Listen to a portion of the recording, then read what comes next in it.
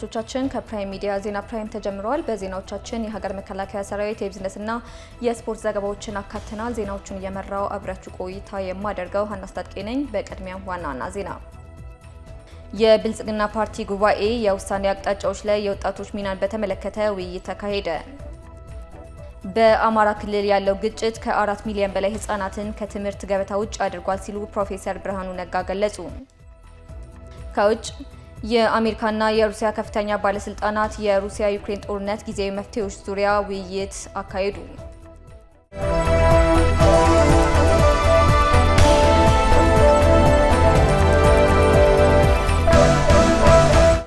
የብልጽግና ፓርቲ የውሳኔ አቅጣጫዎች ላይ የወጣቶች ሚናን በተመለከተ ውይይት ተካሄደ።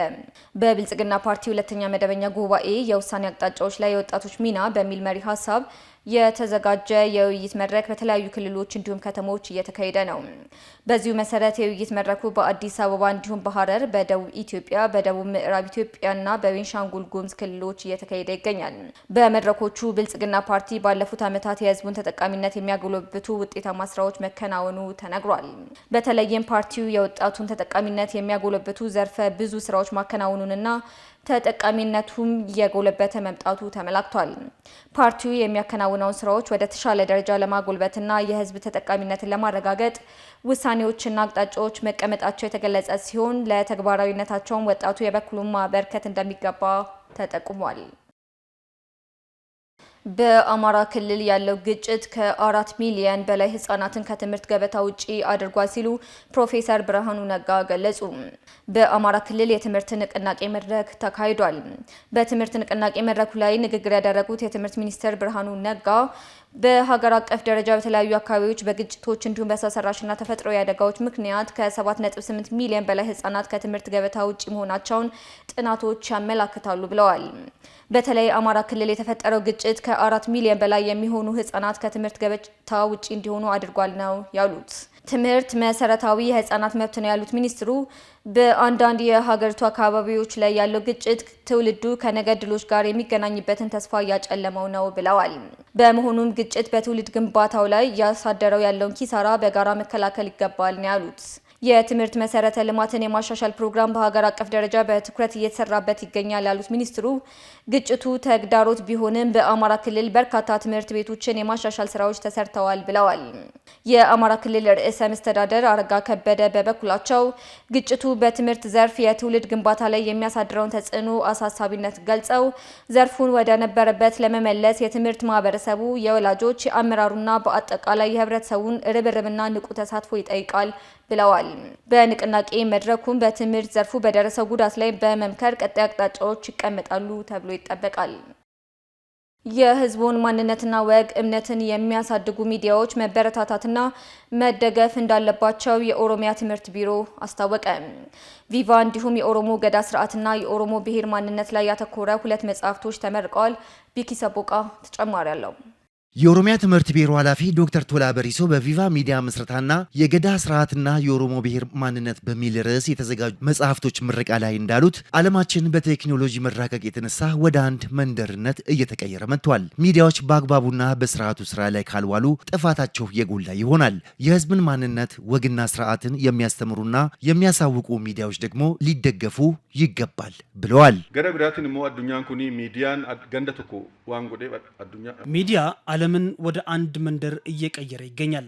ከአንዱ የዓለም ጫፍ ወደ ሌላኛው የዓለም ጫፍ የሚፈጸመውን ስራ በእጅ ስልኩ ወይንም በኮምፒውተሩ እየተመለከተ ይገኛል። ቴክኖሎጂ ንግድና ትራንስፖርትንም እያሳለጠ ነው። ሚዲያዎችም እንዲሁ እየተስፋፉ ይገኛሉ። እውነትን የሚዘግቡ፣ ባህል፣ ቋንቋና እምነትን የሚያስተምሩ፣ ሁሉንም የሚሰብኩ ሚዲያዎች ደግሞ ሊበረታቱ ይገባል። ይሁንና ፈጠራን በሚዲያ ማስፋፋት ተገቢ ይሆናል። ለዚህ ነው የኦሮሚያ ትምህርት ቢሮ የኦሮሞ ገዳ ስርዓትን በትምህርት ካሪኩለም ቀርጾ የነገ አገር ተረካቢ ህፃናትን እያስተማረ የሚገኘው።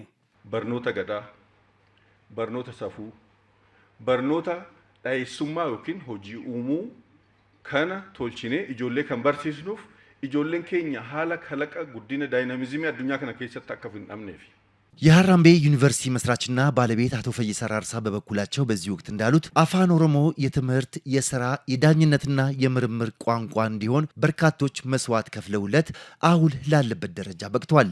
አሁን ለሕዝብ የቀረቡት ሁለቱ መጽሐፍቶች እንዲሰራጩ እንዲሁም ቪቫ ሚዲያ ለተቋቋመበት ዓላማ ስኬት ሀራምቤ ዩኒቨርሲቲ ከጎኑ እንደሚቆም ተናግረዋል። የአዳማ ከተማ ምክትል ከንቲባ አቶ ንጋቱ ሞቱማ በበኩላቸው የከተማ አስተዳደሩ ለቪቫ ሚዲያም ይሁን ለመጽሐፍቶቹ ሽያጭ ሁሉ አቀፍ ድጋፍ እንደሚያደርግ ቃል ገብተዋል። የምስራቅ ሸዋ ዞን አስተዳደር ተወካይ ወይዘሮ ራሄል ክንፈ የምስራቅ ሸዋ ዞን አስተዳደርም ተመሳሳይ አስፈላጊ ድጋፍ እናደርጋለን ብሏል። የኦሮሞ ገዳ ስርዓት የሚለው መጽሐፍ በኦሊያድ በሪሶ የተጻፈ ሲሆን የኦሮሞ ብሔር ማንነት በሚል የተዘጋጀው ደግሞ በኢንጂነር አሸናፊ በሪሶ የተዘጋጁ ናቸው።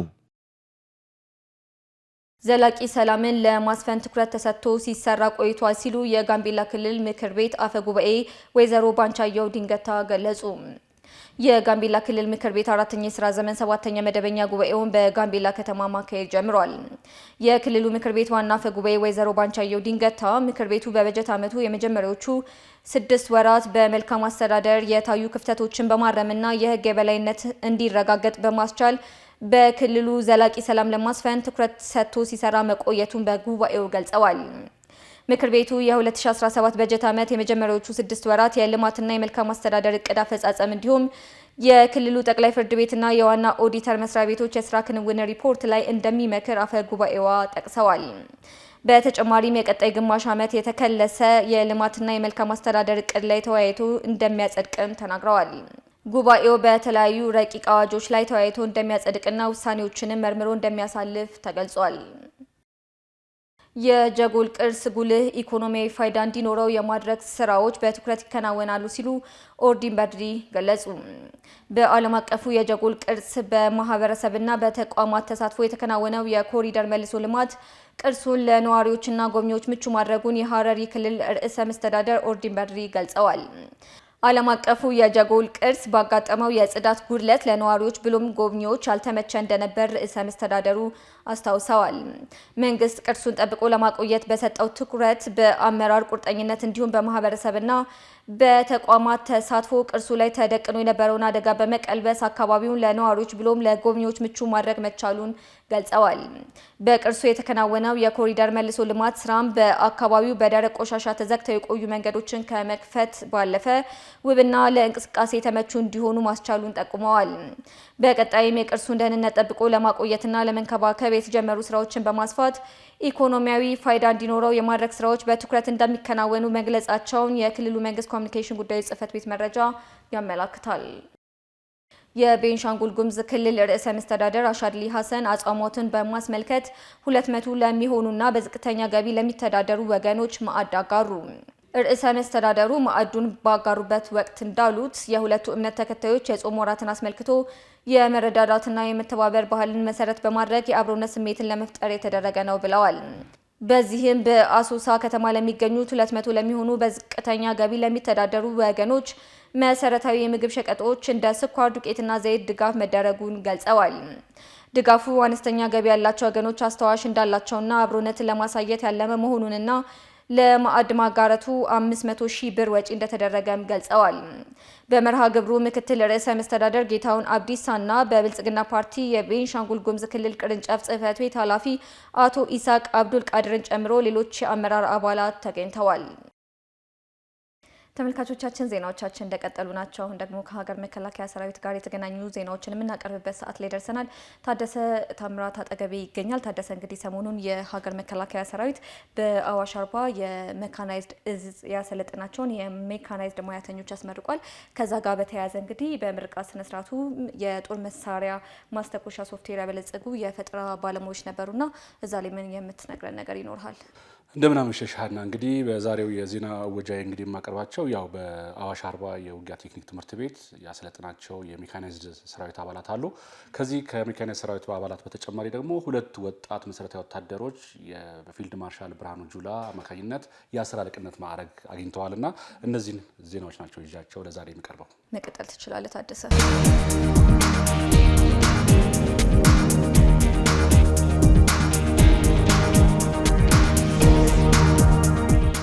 ኢትዮጵያ በተለያዩ ዘመናት የተገጠሟትን ፈተናዎች ሁሉ በድል የተወጣችው በጀግኖች ልጆቿ መስዋዕትነት ነው ሲሉ ፊልድ ማርሻል ብርሃኑ ጁላ ተናገሩ። አየር ኃይል ሳይበርና ሜካናይዝድ በማዘመን ውጊያን በመሳሪያ ቴክኖሎጂና በውስን የሰው ኃይል የመጨረስ አቅምን ተገንብቷል ሲሉ የጦር ኃይሎች ጠቅላይ ኤታማዦር ሹም ፊልድ ማርሻል ብርሃኑ ጁላ ተናግረዋል። በምረቃ ስነ ስርዓቱ ላይ የጦር ኃይሎች ጠቅላይ ኤታማዦር ሹም ፊልድ ማርሻል ብርሃኑ ጁላ በአዋሽ አርባ ውጊያና ቴክኒክ ትምህርት ቤት ሲሰለጥኑ የቆዩ የሜካናይዝድ የእዝ ሙያተኞችን የቶክስ ውጤት ተመልክተዋል። መከላከያ እንደ ግብ አስቀምጦ ካከናወናቸው የሪፎርም ስራዎች መካከል የመከላከያ ሰራዊቱን አቅም በክህሎትና ዘመኑ ባፈራቸው ትጥቆች በራስ አቅም አዘምኖ ሰራዊቱ ማንኛውንም ግዳጅ በድል እንዲወጣ ማድረግ አንዱ አቅጣጫ እንደነበር አውስተው ይህም ውጤታማ በሆነ አግባብ በተግባር መረጋገጡንም ገልጸዋል። በሜካናይዝድ እዝ ሰልጣኞች የታየው ሁሉን አቀፍ የማድረግ አቅምና ብቃትም የተቋሙ እቅድ አንዱ አካል መሆኑንም አስገንዝበዋል። ሜካናይዝድ ኃይላችን ቶክስ ተሸክሞ የምድሩን ኃይሉን ለድል የሚያበቃ ጠንካራ የሰራዊታችን ቀኝ እጅ ነው። ይሄ ስለሆነ ትኩረት ሰጥተነዋል። አደረጃጀቱንም ቀይረናል። አደረጃጀቱ የተቀየረበት ከዚህ ኮንሰፕት ነው። ትጥቁንም እየቀየርን ነው፣ ወደፊትም እንቀይራለን። ኢትዮጵያን የሚመጥን መካናይዝ እናደርገዋለን። ኢትዮጵያን የሚመጥን ምድር ኃይል እንገነባለን። ኢትዮጵያን የሚመጥን አየር ኃይል፣ ባህር ኃይል እንገነባለን። ሌሎችም የቴክኖሎጂ አቅሞች መገንባት አለባቸው። ኢትዮጵያ ከተወረረች በኋላ የምትሯሯጥ ሳትሆን ዲተር የምታደርግ ከመጣባት ደግሞ እንደ ልማዷ ከልማዷም በላይ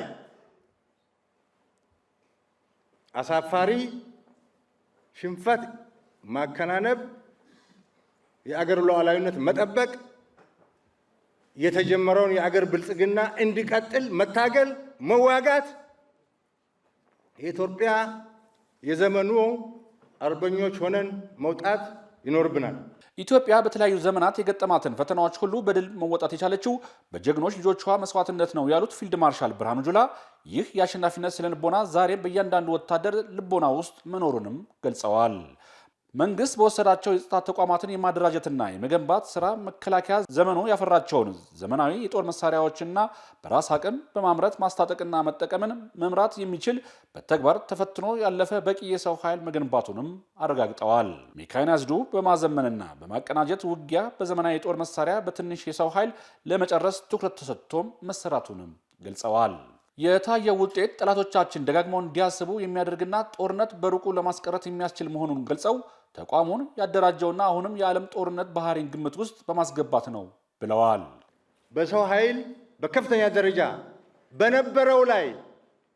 በነበረው ላይ ትልቅ አቅም አሰልጥነን ዛሬ እየጨመርን ነው፣ እንቀጥላለን። ኢትዮጵያ ትልቅ አገር ናት። ትልቅ ሰራዊት እንገነባለን። አመሰግናለሁ። የሜካናይዝድ እዝ አዛዥ ሜጀር ጄኔራል ከፍያለው አምዴ በበኩላቸው እንደተናገሩት በፈታኝ አስቸጋሪ የመሬት ገጽታ ግዳጅን በሚገባ መወጣት የሚችልና የኢትዮጵያን ብሔራዊ ጥቅም የሚያስከብር ሜካናይዝድ ኃይል መገንባት መቻሉን ገልጸዋል። የሜካናይዝድ እዝ አዛዥ ሜጀር ጄኔራል ከፍያለው አምዴ ተቋማችን መከላከያ ጠንካራ የመከላከያ ኃይል ለመገንባት የያዘው እቅድ መነሻ በማድረግ የእቅዱ አንዱ አካል መሆኑን የሚያስችል የሜካናይዝድ እዝ ተደራጅቶ ስልጠና በመውሰድ በውጤት ተጠናቋል ብለዋል። የ47 ዓመታት ስልጠና ልምዳችንን ተጠቅመን በሁሉም የመሳሪያ አይነቶች ግዳጁን መወጣት የሚችል አቅም ፈጥረናል ያሉት ደግሞ የውጊያ ቴክኒክ ትምህርት ቤት አዛዥ ኮሎኔል ብርሃኑ አሰፋ ናቸው። በቀጣይም የተቋሙን ፍላጎት መሰረት ያደረገ የሜካናይዝድ ሙያተኛ የማሰልጠን ተልዕኳችን ተጠናክሮ ይቀጥላል ብለዋል። በምረቃው ስነ ስርዓት ላይም ተመራቂ የሜካናይዝድ ሙያተኛ አባላትም ግዳጃቸውን በላቀ ብቃት መፈጸም የሚያስችላቸውን አቅም መፍጠራቸውን በሰጡት አስተያየት ገልጸዋል። በአካል ብቃት በሰልፍ እንዲሁም አንዳንድ ከዛ በትምህርትም በብዙ ነገር ያው አካል ብቃታችን እንትን ብለን በቃ በሚገባ ወጥረን ሰልጥነናል ማለት ይቻላል። ብዙ አቅም ፈጥሬ ያለው እንደ ራሴ መንግስትና ህዝብ የተሰጠኑን ግዳጅ ደግሞ ለማዋጣት ዝግጁ ነው። እንደ አጠቃላይ እንደ 155 እንደ መድፈኛ ተገቢውን ስልጠና በቴክኒክም በአካል ብቃትም ተገቢውን ስልጠና ወስደናል ማለት ነው። የስድስተኛ እዝ ዋና አዛዥ ሜጀር ጄኔራል ብርሃኑ ጥላሁን በእዙ ማሰልጠኛ በመገኘት ለጓድ አመራሮች የተሰጠን ያለውን ስልጠና ተመልክተው ሰልጣኞችን አበረታተዋል። ዋና አዛዡ በቆይታቸው በወታደራዊ ጥበብ በአካል ብቃትና በስነ ልቦና የተሰጣቸውን ስልጠና በገለጻ ከተመለከቱ በኋላ እየሰለጠነን እንዋጋለን፣ እየተዋጋን እንሰለጥናለን የሚለውን መሪ ሐሳብ ተቀብላችሁ በማከናወን ላይ ያላችሁ ስልጠና የሚሰጣችሁ ግዳጅ ላይ በአስተማማኝ ለመፈጸም ያግዛልም ብለዋል። የማይተካ የመሪነት ዕውቀታችሁን በበለጠ ለማሳደግ ሀገራዊ ተልዕኳችሁን በጀግንነት ለመወጣት የሚያግዛችሁ በመሆኑ የበለጠ ጠንክራችሁ መሰልጠን ይገባችኋል ሲሉም አሳስበዋል። ሜጀር ጀነራል ብርሃኑ ጥላሁን ስልጠና ለሰራዊት የዕለት ተዕለት መደበኛ ስራው ይሁን እንጂ በማዕከል ደረጃ ታቅደው የሚሰጡ ስልጠናዎች የእዙን አቅም ወጥ በሆነ አሰራር እያጎለበቱ ለመሄድ አንጻር ያላቸው ሚና ከፍተኛ መሆኑንም ተናግረዋል።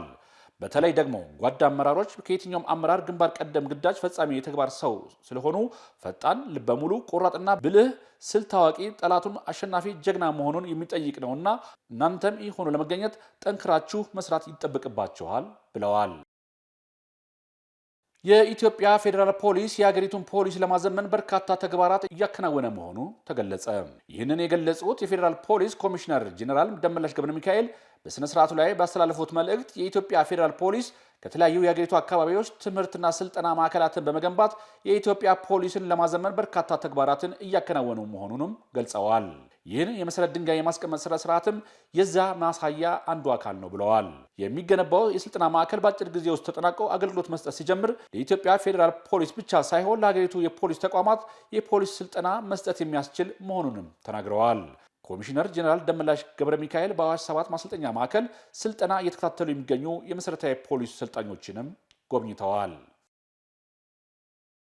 በመጨረሻ የፈጠራ ባለሙያዎቹ መሰረታዊ ወታደር ዘላለም ቤዛነህና መሰረታዊ ወታደር ዳንኤል ሙልቀን የ10 አለቅነት ማዕረግ ተበረከተላቸው። እነዚህ ወጣት መሰረታዊ ወታደሮች በአዋሽ አርባ ውጊያና ቴክኒክ ትምህርት ቤት ለሜካናይዝድ ስልጠና በቆዩባቸው ጊዜያቶች ከመደበኛ ወታደራዊ ሙያ ስልጠና ጎን ለጎን የቴክኒክ ችሎታቸውን በማጣመር የጦር መሳሪያ ማስተኮሻ ሶፍትዌር በማበልጸጋቸው በጦር ኃይሎች ጠቅላይ ኤታማዦር ሹም ፊልድ ማርሻል ብርሃኑ ጁላ የሙሉ 10 አለቅነት ማዕረግ ተበርክቶላቸዋል። 10 አለቃ ዘላለም ቤዛነህና 10 አለቃ ዳንኤል ሙልቀን የተሰጠን ማዕረግ ከእድገቱ በተጨማሪም ከባድ ሀገራዊ ኃላፊነት በመሆኑ ለበለጠ የፈጠራ ስራ እንተጋለን ሲሉ አስተያየታቸውን ሰጥተዋል። ተመልካቾቻችን ከሀገር መከላከያ ሰራዊት ምንጮቻችን ያገኘናቸውን ዜና መከላከያ ይህንን ይመስላል። ሰላም።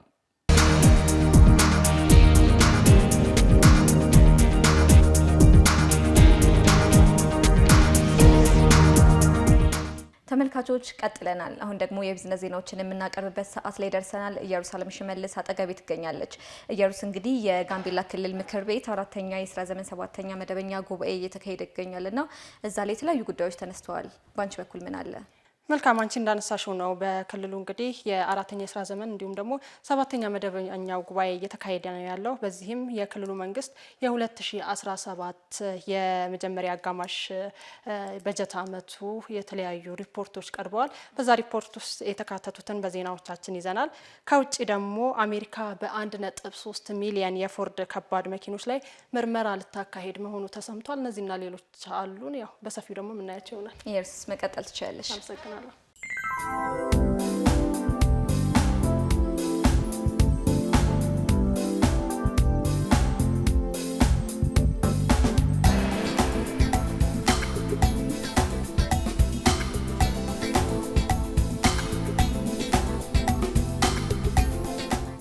ኢትዮጵያና አልጄሪያ በንግድና ኢነርጂ ዘርፍ የቴክኒክና የስልጠና ልውውጦችን ለማድረግ ተስማሙ።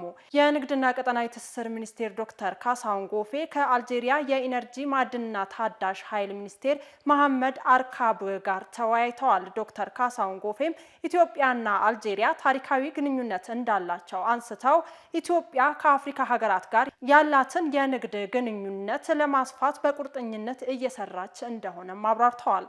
ከአልጄሪያ ጋርም የንግድ ትስስራችንን ለማጠናከር በምንችልባቸው አግባቦች ዙሪያ ገንቢ ውይይት አድርገናልም ያሉት አልጄሪያ በኢነርጂ ልማትና አስተዳደር የዳበረ ልምድ እንዳላት በመግለጽም በዚህ ረገድ ለምንሰራቸው ስራዎች አጋዥ የሚሆኑ የቴክኒክና የስልጠና ልውውጦችን ለማድረግም ተስማምተናል ብለዋል። የጋምቤላ ክልል 2747 ኪሎ ግራም የተጣራ ወርቅ ወደ ብሔራዊ ባንክ ማስገባቱን አስታወቀ።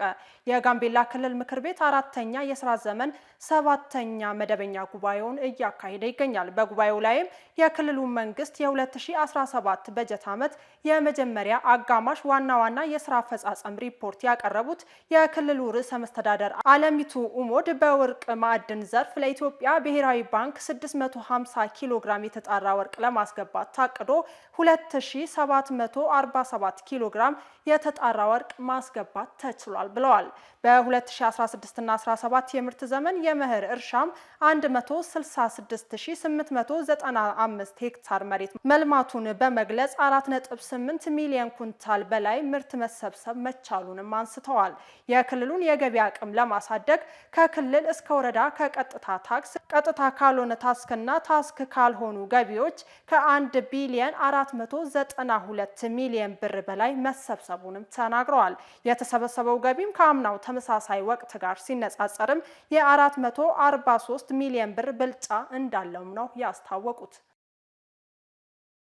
በኦሮሚያ ክልል ምስራቅ ወለጋ ዞን ባለፉት 9 ወራት ከ78000 በላይ ለሚሆኑ ዜጎች የስራ ዕድል ተጠቃሚ ማድረግ መቻሉን የዞኑ የስራ ዕድል ፈጠራና ክህሎት ጽሕፈት ቤት አስታወቀ።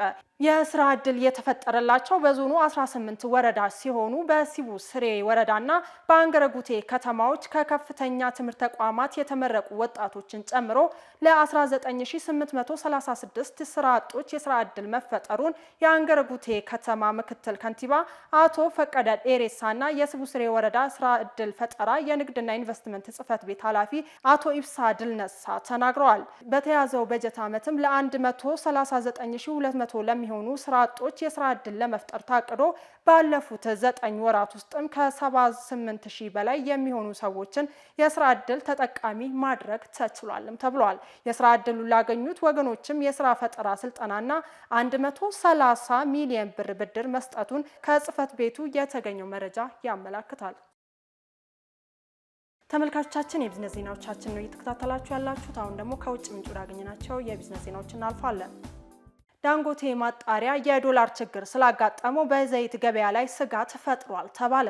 የዳንጎቴ ማጣሪያን ጨምሮ የሀገር ውስጥ ማጣሪያ ፋብሪካዎች ድፍድፍ በሀገር ውስጥ ምንዛሬ እንዲገዙ ያስቻለው የናይራ ፎር ክሩድ ተነሳሽነት መቆሙ የነዳጅ ችግርን ያስከትላል የሚል ትንበያ እየተሰማም ይገኛል።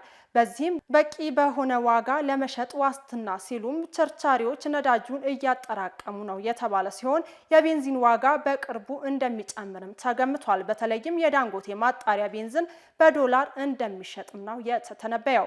የናይጄሪያ ገለልተኛ የፔትሮሊየም ገበያ ነዳጆች ማህበርም ከፍተኛ ኪሳራ ሊያስከትል እንደሚችልም አስጠንቅቋል። የናይጄሪያ ናሽናል ፔትሮሊየም ካምፓኒ የወደፊት የፔትሮሊየም ምርትን ከተያዘለት ጊዜ አስቀድሞ መሸጡ ደግሞ ሌሎች ጥያቄዎችን እያስነሳ ይገኛል ሲል ቢዝነስ ኢንሳይደር አስነብቧል። አሜሪካ ፎርድ F150 የተሰኙ 1.3 ሚሊዮን ከባድ መኪኖች ላይ የፍሬን ምርመራ ልታካሂድ መሆኑ ተሰማ። የዩኤስ የትራፊክ ደህንነት አስተዳደር ባወጣው መግለጫም በፎርድ መኪና F150 ፒካፕ ላይ የፍሬን ፍተሻ ለማድረግ መሆኑንም አስታውቋል። ምርመራው የተወሰነው ከፎርድ 138 ሸማቾች ቅሬታ መነሳቱን ተከትሎ ስለመሆኑም ተገልጿል። በፎርድ መኪኖች ላይ የሚደረገው ምርመራም የኩባንያውን ገበያ ከፍተኛ ተጽዕኖ ሊያሳድርበት እንደሚችልም ተገልጿል። የፍሬን ምርመራ የሚደረግባቸው የፎርድ መኪኖችም በቅርቡ በአንድ ቦታ እንደሚሰበሰቡም ተጠቁሟል ሲል ሮይተርስ አስነብቧል። ለሰዓቱ ያልናቸው የቢዝነስ ዜናዎች የተከታተላችሁትን ይመስል ነበር። ቀሪ የፕራይም ዜናዎች ይቀጥላሉ። መልካም ቆይታ።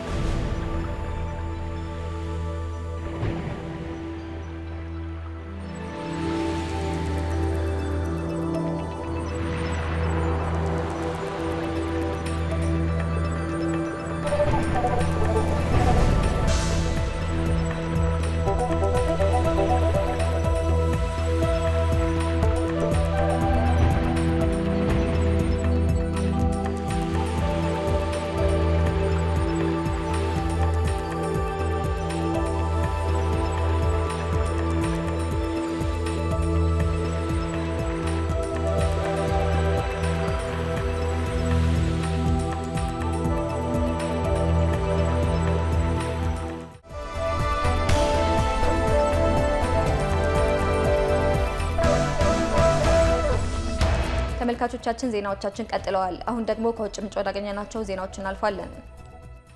የአሜሪካና የሩሲያ ከፍተኛ ባለስልጣናት የሩሲያ ዩክሬን ጦርነት ጊዜያዊ መፍትሄዎች ዙሪያ በሳውዲ አረቢያ ሪያድ ተወያዩ። ከውይይቱ ተስፋ ሰጪ ውሳኔዎች የሚጠበቁ ሲሆን በቀጣይ ቀናት ላይ የሩሲያና የዩክሬን አመራሮች ፊት ለፊት ሊወያዩ ይችላሉ ተብሎም ይጠበቃል። ሀብታሙ ምትኩ ተጨማሪ አለው። ከተጀመረ 1124ኛ ቀኑ ላይ የደረሰው የሩሲያ ዩክሬን ጦርነት እስከ 420 ሺህ የሚደርሱ ዜጎችን ሕይወት እንደቀጠፈ ይነገራል። በሚሊዮኖች የሚቆጠሩትን ለስደትና መፈናቀል ዳርጓል። ሕፃናት፣ ሴቶችና አዛውንቶች ሳይቀር በሁለቱ መንግስታት ጦርነት ምክንያት አንድ ነፍሳቸውን ተነጥቋል። በተለይም በዩክሬን በህይወት ያሉትም ከሞት በላይ ከህይወት በታች ሆነው የጦር መሳሪያና የድሮኖችን ድምፅ እየሰሙ በሰቀቀን እኚህን 3 ዓመታትን አሳልፈዋል። ከሰሞኑ ልዕለ ሀያሏ ሀገር አሜሪካ በጉዳዩ ላይ ጣልቃ ገብታ የመሃል አደራዳሪነት ሚናን ከመሪዋ ፕሬዚዳንት ዶናልድ ትራምፕ ጀምሮ በመወጣት ላይ ትገኛለች። በተከታታይ በሳውዲ አረቢያ ዋና ከተማ ሪያድ በዩክሬንና አሜሪካ ከፍተኛ ባለስልጣናት መካከል የተደረጉት ንግግሮችና ፕሬዚዳንት ትራምፕ ከሩሲያው ፕሬዚዳንት ቭላዲሚር ፑቲን ጋር ያደረጉት ያለፈው ሳምንት የስልክ ውይይት ተስፋ ሰጪ ጅምሮችን አሳይቷል። በትናንትናው ዕለትም በቀጠለው የአሜሪካ ዩክሬን የሪያድ ውይይት እጅግ ውጤታማ የሆኑ ንግግሮች መደረጋቸውን በተለይም የዩክሬን ተደራዳሪዎች ተናግረዋል። በዛሬው ዕለትም የአሜሪካና የሩሲያ ከፍተኛ ባለስልጣናት በሪያድ ከምሳ ሰዓት ጀምሮ በዝግ ውይይት አካሂደዋል። ከአሜሪካ ጋር በተናጠል የተደረጉ ውይይቶች በዋነኝነት በሁለቱም በኩል በኃይል መሰረተ ልማቶችና ሲቪሎች ባሉባቸው አካባቢዎች ጥቃቶችን ለማስቆም እንዲሁም በጥቁር ባህር አካባቢ ሰላማዊ የንግድ እንቅስቃሴዎች እንዲደረጉ ያለመ ነው ተብሏል። ከሁሉም ግን በቮሎዲሚር ዘለንስኪ ተቀባይነት አግኝቶ በፑቲን እሽታን በተነፈገው የ30 ቀናት የተኩስ አቁም ጉዳይ ላይ ትልቅ ውሳኔን ከውይይቱ ይጠበቃል። ከዚህ ውይይት መጠናቀቅ በኋላም የአሜሪካ የባለስልጣናት ልዑክ ዳግም ከዩክሬን ልዑክ ጋር በድጋሚ ተገናኝተው እንደሚወያዩም ይጠበቃል። ነገር ግን የተናጠል የሁለትዮሽ ውይይቶቹ እየተደረጉም ቢሆን ከሁለቱም ወገን የሚሰነዘሩ ጥቃቶች የንጹሃንን ነፍስ መቅጠፋቸውን ቀጥለዋል። ዛሬ ጠዋት ከዩክሬን እንደወጡ መረጃዎች ከሆነ በ24 ሰዓታት ብቻ ከሩሲያ በተሰነዘሩ 57 የድሮን ጥቃቶች 4 ሰዎች ሲገደሉ አንዲት ነፍሰ ጡርን ጨምሮ 14 ሰዎች ቆስለዋል። የሩሲያ ዩክሬን ጦርነትን ማብቂያ የሁለቱ ሀገራት ዜጎች በተለይም ዩክሬናውያን በጉጉት ይጠብቁታል። ከነሱም ባሻገር ይህ ጦርነት በቀጥታም ሆነ በተዘዋዋሪ ያልነካው የምድር ላይ ነዋሪ የለምና ሁሉም በሩሲያ ዩክሬን ምድር ሰማይ ላይ የሰላም ነጋሪ ነጭ እርግብ ስትበር ለመመልከት ይጠብቃል። የጦርነቱ ማብቂያ ፍጻሜ በቅርብ ለማድረግም የዛሬውና የሰሞኑ ውይይቶች ትልቁን ድርሻ እንደሚወስዱም እሙን ነው። ኢራን እስራኤል በሊባኖስ ያደረሰች ያለውን ጥቃት አግባብነት የሌለው ነው በሚል አወገዘች። የኢራን የውጭ ጉዳይ ሚኒስቴር እስራኤል በሊባኖስ መጠነ ሰፊ ጥቃት እየሰነዘረች ነው በሚል ከሷል። እስራኤል በተለይም ከቅዳሜ አንስቶ ተከታታይ ጥቃቶችን በሊባኖስ ምድር ላይ ማድረሷ መካከለኛው ምስራቅን ተጨማሪ ውጥረት ውስጥ አስገብቶታል። ቴል አቪቭ ከሊባኖስ በኩል ሮኬቶች ተወንጭፎብኛል በሚል ነው የተጠናከረ ዘመቻ በደቡባዊ አገሪቱ ክፍል የጀመረችውም ተብሏል። የኢራን የውጭ ጉዳይ ሚኒስቴር በመግለጫው እስራኤል ለዓለም ሰላምና ጸጥታ ትክክለኛዋ ስጋት ናት ሲልም ገልጿታል። አያቶላህ አሊ ሀሚኒ ጨምሮ የቴህራን ቁልፍ የፖለቲካ ሰዎች የጽዮናውያኑ አገዛዝ በቀጠናው መቋጨት አለበት በሚል ይዝታሉ። እስራኤልም በተመሳሳይ የአያቶላ ቆራጭ ፈላጭ አገዛዝ በኢራን ምድር መወገድ አለበት የሚል አቋሟን ማራመድ ከጀመረች ዋላ ደር ብሏል። የእስራኤል ጦር አይዲኤፍ ከሊባኖስ በኩል ሮኬት ተወንጭፎብኛል በሚል ሄዝቦላህን ተጠያቂ ቢያደርግም ሄዝቦላ ግን ክሱን አይቀበለውም። እስራኤልና ኢራን በጠላትነት መፈራረጅ የጀመሩት ከ1979 የቴህራን አብዮት በኋላ እንደሆነ መረጃዎች ያሳያሉ ሲል ፕሬስ ቲቪ ዘግቧል። ተመልካቾች ቀጥለናል። አሁን ደግሞ የስፖርት መረጃዎችን ልናቀርብላችሁ ሀብታሙ ምትኩ አጠገቤ ይገኛል። ሀብታሙ እንግዲህ የኢትዮጵያ ብሔራዊ ቡድን ዛሬ ምሽት ከጅቡቲ አቻው ጋር ጨዋታ አለውና እዛ ላይ ምን የምትነግረን ነገር ይኖርሃል? አመሰግናለሁና ቀደም ብለሽ እንዳነሳሽው የኢትዮጵያ ብሔራዊ ቡድን በ2026 የዓለም ዋንጫ ማጣሪያ የምድብ 5ኛ ጨዋታውን አርብ ሌሊት ላይ አድርጎ በግብጻቸው 2-0 መሸነፉ ይታወሳል። ዛሬ ሌሊት ደግሞ 6ኛ ጨዋታውን እዛው ሞሮኮ ላይ የሚያደርግ ነው የሚሆነው። ይህ ጨዋታም እጅግ የሚጠበቅ ጨዋታ ነው። እንግዲህ ሁለቱ ብሔራዊ ቡድኖች በመጀመሪያው ዙር ባደረጉ ጨዋታ ባንዳቸው ውጤት ጨዋታቸውን አጠናቆ ነበርና ከሱ ጋር በተያያዘ መረጃዎችን ነው። ከዛም ባለፈ ደግሞ ከቀናት በፊት ከባድ ጉዳት አስተናግዶ የነበረው የክሪስታል ፓላሱ የፊት አጥቂ ጃን ፊሊፕ ማቴታ መቼ ወደ ሜዳ እንደሚመለስ ይፋ ሆኗል። በዛሬው ዕለት እነዚህን ሁለት መረጃዎችን ሌሎችንም አካተን ወደ ተመልካቾች የምንደርስ ይሆናል። ሀብታሙ መቀጠል ትችላለህ። አመሰግናለሁ።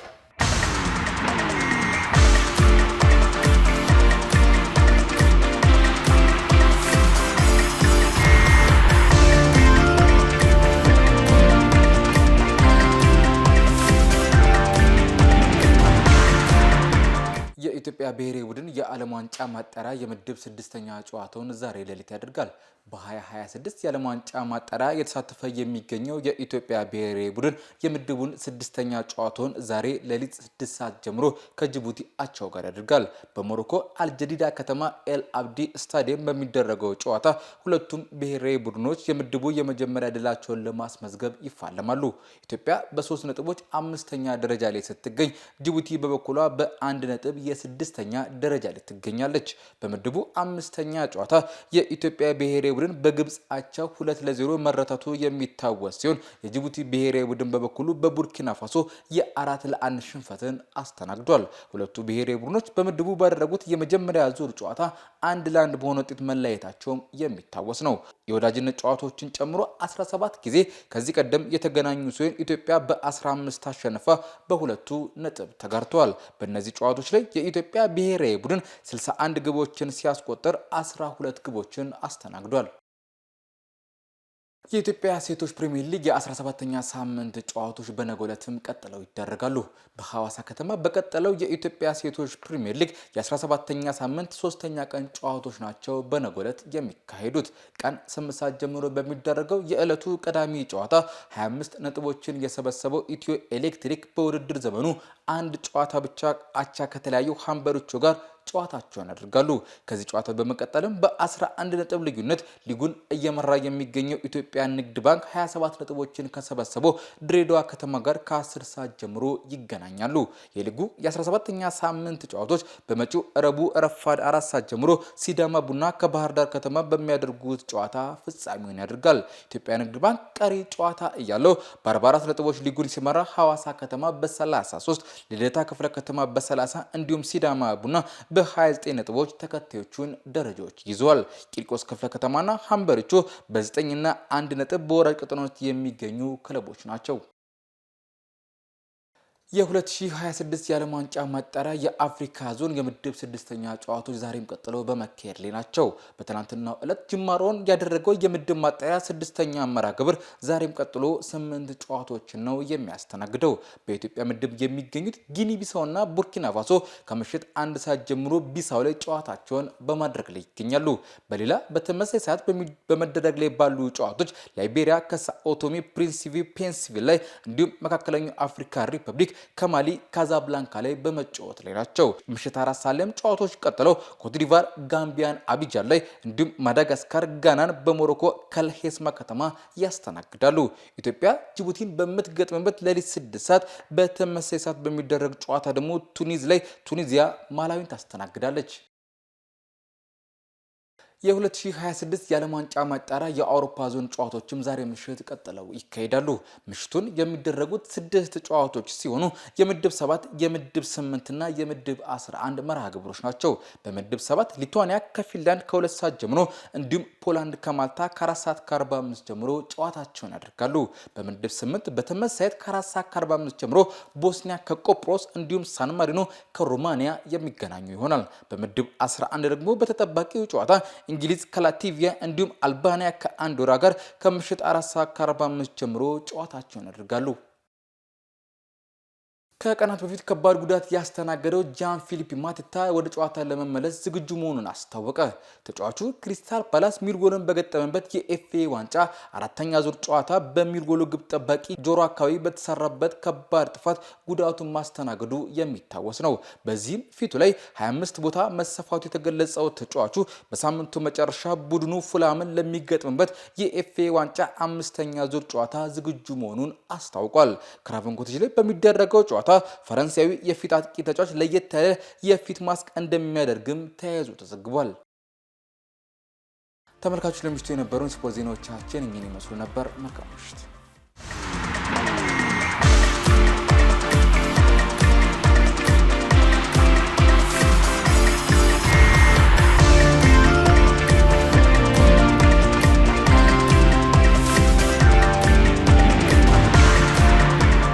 ተመልካቾች ለዛሬ የነበሩን ዜናዎች ይህን ይመስላሉ። አብራችሁን ቆይታ ስላደረጋችሁ እናመሰግናለን። ዜናውን በመብራት አብራችሁ ቆይታ ያደረኩት ሀና አስታጥቄ ነበር። ቀሪ የፕራይም ሚዲያ ዝግጅቶች ይቀጥላሉ። በእኔ በኩል መልካም ጊዜ